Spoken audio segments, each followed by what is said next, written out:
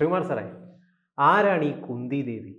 കുന്തിദേവി പാണ്ഡവ മാതാവ്, ശ്രീകൃഷ്ണൻ്റെ പിതൃ സഹോദരി, ഇങ്ങനെയൊക്കെ ഈ എന്താ നമ്മുടെ ഭാരത വ്യാസന്റെ സൃഷ്ടിയാണ്. അത് വ്യാസൻ്റെ സൃഷ്ടിയാണ്. ഭാരതത്തിൽ ഇങ്ങനെ നിറഞ്ഞു നിൽക്കുന്ന കഥാപാത്രമാണ് കുന്തിദേവി. എന്താണ് ഇപ്പോൾ പെട്ടെന്ന് കുന്തിദേവിയെ പറ്റി അറിയത്തില്ലെന്നൊരു സംശയം ഉണ്ടാകാൻ കാര്യം? അതല്ല, നമ്മളിപ്പോ കുന്തി ദേവി ആണല്ലോ ഇപ്പോഴത്തെ പ്രധാന ചർച്ചാ വിഷയം. ബോബി ചെമ്മണ്ണൂറിന്റെ കുന്തി ദേവി പരാമർശം, അശ്ലീല പരാമർശം, സ്ത്രീത്വത്തെ അപമാനിക്കൽ, ഇതിന്റെയൊക്കെ വകുപ്പുകൾ ചാർത്തിയാണ് ഭാരതീയ ന്യായ സംഹിത പ്രകാരം അദ്ദേഹത്തിനെതിരെ കേസെടുത്തിരിക്കുന്നത്. നിലവിൽ അദ്ദേഹം കാക്കനാട് ജില്ലാ ജയിലിലാണുള്ളത്.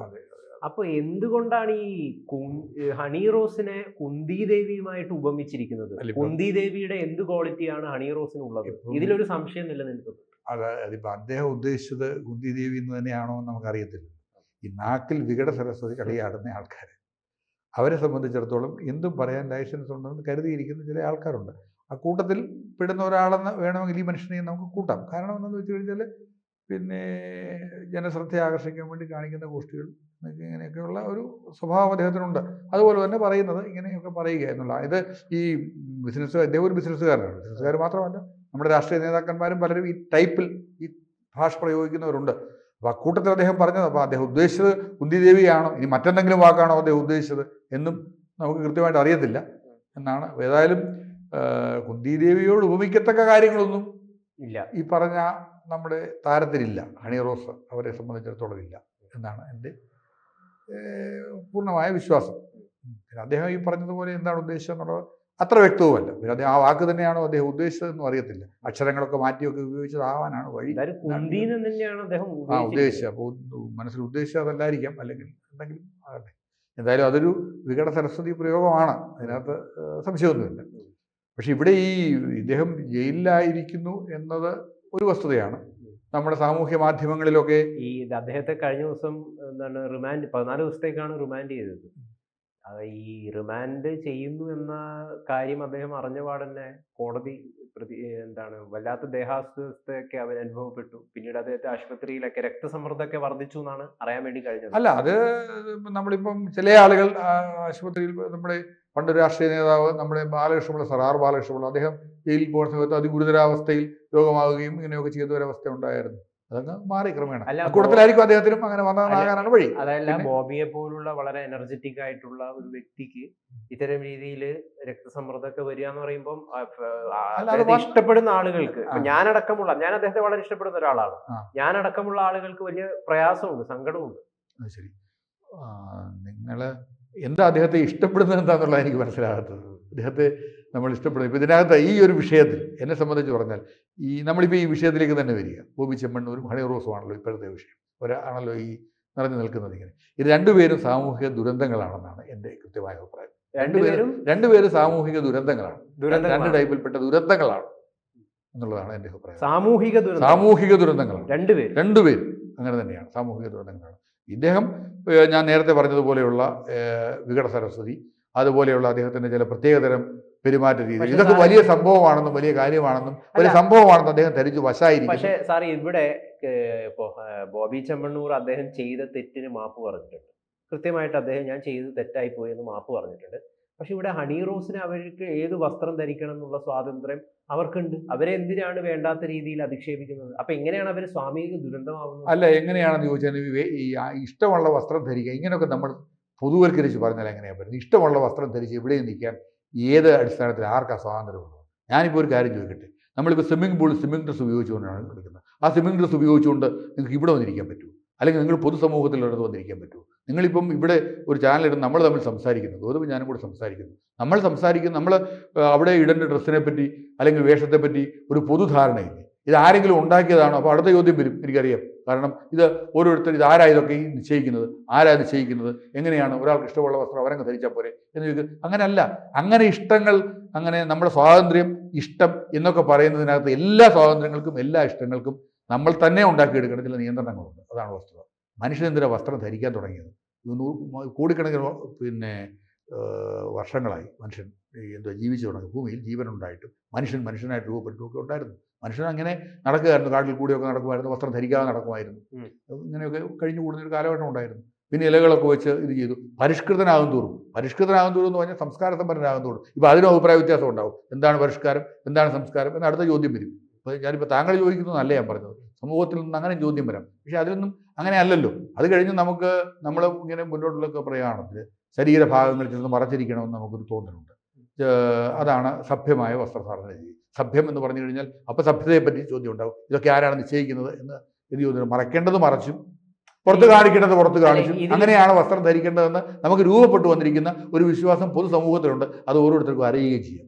അതനുസരിച്ച് വേണം നമ്മൾ വസ്ത്രം ധരിച്ച് ഒരു പൊതു ഇടത്തിലേക്ക് ഇറങ്ങാൻ. സ്വകാര്യ സ്ഥലങ്ങളിൽ നമുക്ക് എങ്ങനെയും വസ്ത്രം ധരിക്കാം. നമ്മുടെ ബെഡ്റൂമിൽ നമ്മൾ ധരിച്ചിരിക്കുന്ന വസ്ത്രത്തെപ്പറ്റി നമ്മളാരും ചർച്ച ചെയ്യേണ്ട കാര്യമില്ല. ബെഡ്റൂമിൽ നമുക്ക് ഇഷ്ടമുള്ള വസ്ത്രം ധരിക്കാം, ഭാര്യയ്ക്കും ഭർത്താവിനും എന്തും ചെയ്യാം. ആ ബെഡ്റൂമിൽ ചെയ്യുന്ന പ്രവൃത്തികളൊക്കെ നമുക്ക് പബ്ലിക്കായിട്ട് ചെയ്യാൻ പറ്റുമോ? പറ്റത്തില്ലല്ലോ. ഞാനൊരു ഉദാഹരണം പറഞ്ഞതാണ്. അത് പറ്റത്തില്ലല്ലോ. അത്രയും കാര്യം മാത്രമേ ഉള്ളൂ ഈ പറച്ചില്ല. എന്ത് പറച്ചില്ല? പിന്നെ ഒരാളുടെ ഇഷ്ടമല്ലേ, ഒരാളുടെ സൗകര്യമല്ലേ? അങ്ങനെ സൗകര്യങ്ങളും ഇഷ്ടങ്ങളും പരിധികളും പരിമിതികളും ഉണ്ട് നമ്മുടെ സമൂഹത്തിൽ. അതുകൊണ്ട് കൂടി ഞാനിപ്പോൾ ഇതിനകത്ത് ബ്രോച്ചയെ ന്യായീകരിക്കുന്നില്ല. ഞാൻ നേരത്തെ പറഞ്ഞല്ലോ അദ്ദേഹവും അദ്ദേഹത്തെ പോലെയുള്ള ഈ സാമൂഹ്യ മാധ്യമങ്ങൾ രംഗത്ത് വന്നതോടുകൂടി അല്ലെങ്കിൽ വിപുലമായതോടുകൂടി അതിൻ്റെ ഉപയോഗം വിപുലമായതോടുകൂടി പല വിധത്തിലാണ് മനുഷ്യൻ നമ്മുടെ ഈ സെൽഫ് പ്രൊജക്ഷൻ നടത്തുന്നത്. പല വിധത്തിലാണ്. ഒരർത്ഥത്തിൽ നമ്മൾ ഒക്കെ ചെയ്യുന്നത് അത് തന്നെയാണ്. സാർ ഇപ്പോൾ ഇവരെ സാമൂഹിക ദുരന്തങ്ങൾ എന്നാണ് വിശേഷിപ്പിക്കുന്നത്. ഞാൻ എന്തായാലും അതിനെ എൻഡോസ് ചെയ്യുന്നില്ല, അവർ സാമൂഹിക ദുരന്തങ്ങളാണെന്നുള്ളതിന്. പക്ഷെ എങ്കിലും ഇവർ സാമൂഹിക ദുരന്തങ്ങളാണെങ്കിൽ തന്നെ ആ സാമൂഹിക ദുരന്തങ്ങൾക്ക് അംഗീകാരം കിട്ടുന്നുണ്ട് നമ്മുടെ സമൂഹത്തിൽ. അവരെ കാണാൻ ഒരുപാട് ആളുകളുണ്ട്. ഈ സാറ് പറഞ്ഞ ഈ സാമൂഹിക ദുരന്തങ്ങൾക്ക് ഞാൻ അതിനെ എൻഡോസ് ചെയ്യുന്നില്ല. പക്ഷെ എങ്കിലും അവരെ കാണാൻ ആളുകളുണ്ട്. അല്ല, അവരെ കാണാൻ ആളുകൾ ലക്ഷങ്ങളുണ്ട്. അവര് വരുമ്പം ഓടിക്കൂടുന്ന ആളുകളുണ്ട്. അത് തന്നെയാണല്ലോ അപകടം. അവർ വരുമ്പോൾ ഓടിക്കൂടത്തക്ക വിധത്തിലുള്ള എന്ത് ക്വാളിറ്റി അവർക്കുള്ളത്. ഒരു നടി, സിനിമാ നടി എന്ന് പറഞ്ഞാൽ ഒരു ചലച്ചിത്രങ്ങളിൽ നന്നായി അഭിനയിച്ച് നല്ലൊരു അഭിനേത്രി, നമുക്കത് മനസ്സിലാക്കാം. നല്ലൊരു അഭിനേത്രി എന്ന് പറയുമ്പോൾ എന്താണ് നല്ലത്? അതിലും അഭിപ്രായ വ്യത്യാസമുണ്ട്. ഞാനീ എങ്ങനെ പറഞ്ഞാലും ഇതിലൊക്കെ അഭിപ്രായ വ്യത്യാസം ഉണ്ടാവും, ഇനിയും കേസും ഉണ്ടാവുമെന്ന് അറിയത്തില്ല. പക്ഷേ അവരൊരു നല്ല അഭിനേത്രി അല്ലല്ലോ. അവരുടെ അഭിനയത്തിൻ്റെതായ ക്വാളിറ്റി ഒന്നും വലിയ തലത്തിൽ കാണിച്ചിട്ടില്ലല്ലോ. അപ്പോൾ പിന്നെ അവരെ എന്തിനാണ് കാണാൻ? അങ്ങനെ ഒരാളെ കാണാൻ വരുന്നത് നമുക്ക് മനസ്സിലാക്കാം.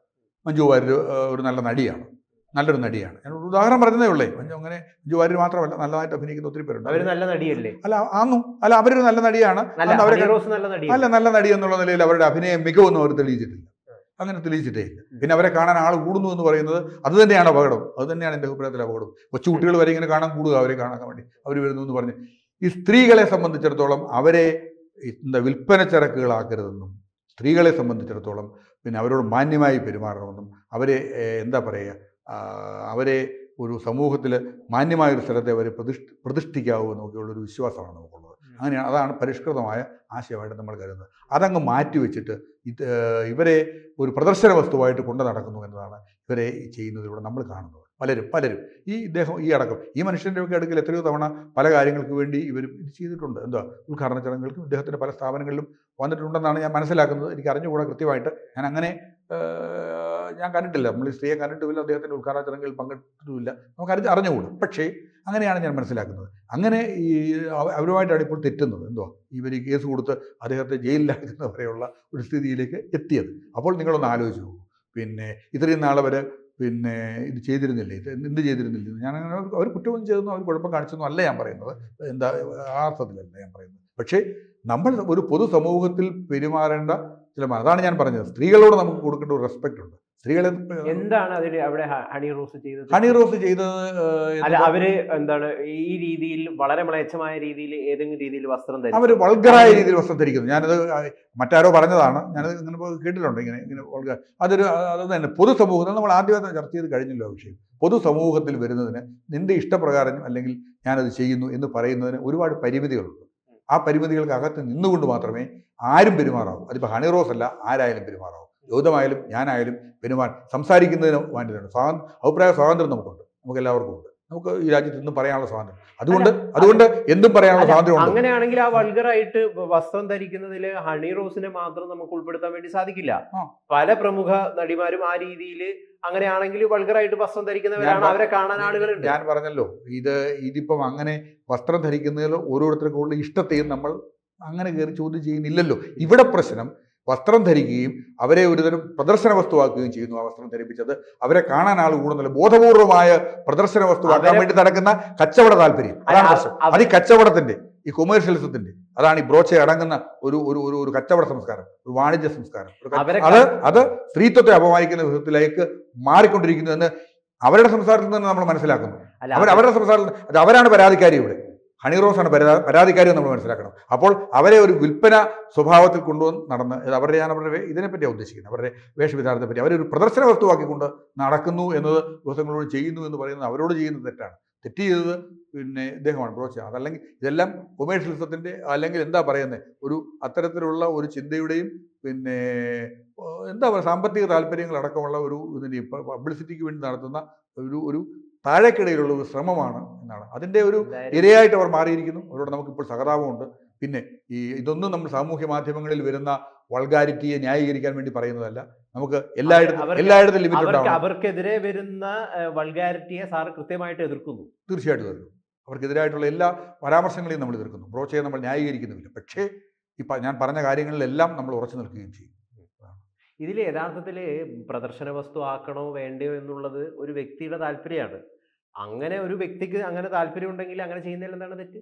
അങ്ങനെ ചെയ്യുന്നതിൽ അപകടം അവർ മനസ്സിലാക്കിയല്ലോ. ഇപ്പോഴും അവർക്ക് താല്പര്യം ഉണ്ടായിരുന്നെങ്കിൽ അവർക്ക് കേസ് നടത്തേണ്ട അവസ്ഥയിലേക്ക് എത്തിയില്ലേ അവരിപ്പോഴും? അവർ ചെയ്യുന്നതെല്ലാം ശരിയാണ്. കേസ് നടത്തി അയാൾക്കെതിരായിട്ട് നടപടി എടുക്കുന്ന ബുദ്ധിമുട്ടിലേക്ക് അവർ നീങ്ങിയല്ലോ. അതായത് പറഞ്ഞു വരുന്നത് അവരും സ്വയം നിയന്ത്രിക്കേണ്ട കാര്യങ്ങളുണ്ട്. പിന്നെ മറ്റത് തികഞ്ഞ വാണിജ്യ താല്പര്യമാണല്ലോ. അത് കച്ചവടം നമ്മുടെ സമൂഹത്തിന്റെ ജീർണതയുടെ ഒരു പ്രതിബിംബമാണല്ലോ. അതായത് ഒരു സ്ത്രീ, ഏതോ ഒരു സ്ത്രീ ആയിക്കോട്ടെ, ഒരു സ്ത്രീ വളരെ എക്സ്പോസ്ഡ് ആയിട്ടുള്ള വസ്ത്രമൊക്കെ ധരിച്ച് ഒരു പുരുഷന്മാരുടെ മുമ്പിൽ വരുമ്പോൾ സ്വാഭാവികമായിട്ടും ഈ ആണുങ്ങളുടെ ഉള്ളിൽ നിന്ന് കാമോജ്വലമായിട്ടുള്ള വികാരം ഉണർന്നു പ്രവർത്തിക്കും. ആ ഉണർന്നു പ്രവർത്തിക്കുന്നതിന്റെ അടിസ്ഥാനത്തിൽ അവർ ചിലപ്പോൾ ചില ദ്വയാർത്ഥ പ്രയോഗങ്ങളോ അല്ലെങ്കിൽ ചില അങ്ങനെയുള്ള അശ്ലീല പരാമർശങ്ങളോ ഒക്കെ നടത്തിയേക്കാം. അത് ചിലപ്പോൾ മനുഷ്യൻ അവന്റെ വികാരത്തെ എപ്പോഴും കൺട്രോൾ ചെയ്യാൻ പറ്റില്ല എന്നാണോ സാർ എന്ന് ഞാൻ പറഞ്ഞില്ലല്ലോ. ഞാൻ അങ്ങനെ അല്ലല്ലോ പറഞ്ഞത്. വളരെ കൃത്യമായിട്ടും അങ്ങനെയല്ലല്ലോ പറഞ്ഞത്. ഞാൻ പറഞ്ഞത് അങ്ങനെ ചെയ്യുന്നതിലെ അപാകതയും ഞാൻ അടിസ്ഥാനപരമായി ഊന്നുന്നത് സ്ത്രീത്വത്തിന്റെ ബഹുമാന്യതയിലാണ്. ഞാൻ അടിസ്ഥാനപരമായി അതായത് അത്തരത്തിൽ ഒരു സ്ത്രീക്ക് നമ്മൾ കൊടുത്തിരിക്കുന്ന മാന്യതയ്ക്കും സ്ത്രീക്ക് നമ്മൾ കൊടുത്തിരിക്കുന്ന ബഹുമാനത്തിനും വിരുദ്ധമായിട്ടാണ് അവരെ ഒരു പ്രദർശന വസ്തുവാക്കാൻ വേണ്ടി, കച്ചവട താല്പര്യത്തിന് പ്രദർശന വസ്തുവാക്കാൻ വേണ്ടി ബ്രോച്ചയെ പോലുള്ളവർ ചെയ്യുന്നത് എന്നാണ് ഞാൻ പറയുന്നത്. അതിന് നിന്നു കൊടുക്കരുത് എന്നുള്ളതാണ് നമുക്ക് അവരോട് പറയാനുള്ളത്. അതാണ് എൻ്റെ അഭിപ്രായം. ഞാനിവിടെ കുറ്റപ്പെടുത്തുന്നത് ബ്രോച്ചയെ തന്നെയാണ്. ബ്രോച്ചയെയല്ല, ബ്രോച്ച അടങ്ങുന്ന ഒരു ജീർണ സംസ്കാരത്തെയാണ്, ഒരു കൊമേഴ്ഷ്യൽ സംസ്കാരത്തെയാണ്. സംസ്കാരത്തെയാണ് കുറ്റപ്പെടുത്തുന്നത്. ആ സംസ്കാരത്തിന്റെ ഭാഗമായിട്ട് വ്യക്തിയല്ല, ആ സംസ്കാരത്തിന്റെ ഭാഗമാണ് ഇങ്ങനെ ചെയ്യുന്നത്. അപ്പോൾ അതിന് നിന്നു കൊടുക്കുക എന്നത് നമ്മളിലും കൂടെ സംസ്കൃതമായ മനസ്സിന് അനുകൂലമല്ലെന്ന് അവർ മനസ്സിലാക്കണം. നമ്മൾ സ്ത്രീത്വത്തെ ബഹുമാനിക്കണം. ഞാൻ വീണ്ടും പറയും, സ്ത്രീത്വത്തെ ബഹുമാനിക്കുന്നത് എങ്ങനെയാണെന്ന് പഠിക്കണം. എന്തായാലും പതറിപ്പോകുന്ന മനസ്സുള്ളവരാണ് പല പുരുഷന്മാരും എന്ന് പറയുന്നത്. വികാരം പലപ്പോഴും പല ആളുകൾക്കും അടക്കി വെക്കാൻ വേണ്ടിയിട്ട് സാധിക്കുന്നില്ല. അതിന്റെ ഭാഗമായിട്ടൊക്കെ ആയിരിക്കാം ഒരു പക്ഷേ സോഷ്യൽ മീഡിയയിലൊക്കെ പല രീതിയിലുള്ള അശ്ലീല കമന്റുകളൊക്കെ വരുന്നത്. ഉണ്ടാകാമല്ലോ, മനുഷ്യർക്കൊക്കെ ഞരമ്പ് രോഗം ഉണ്ടാകാമാണല്ലോ. അതിന് അവർ സ്വയം കണ്ടെത്തുക, സ്വയം ചികിത്സിക്കാനാണ് നമുക്ക് അതിനെപ്പറ്റി പറയാറുള്ളത്. എന്തായാലും ആത്മനിയന്ത്രണം വളരെ വേണ്ട ഒരു കാര്യമാണ്, അല്ലെങ്കിൽ പ്രശ്നമാവും. കൂടുതൽ വാർത്തകളും വിശേഷങ്ങളും നിങ്ങളിലേക്ക് എത്താൻ ABC മലയാളം സബ്സ്ക്രൈബ് ചെയ്യുക, ബെൽ ബട്ടണും അമർത്തുക.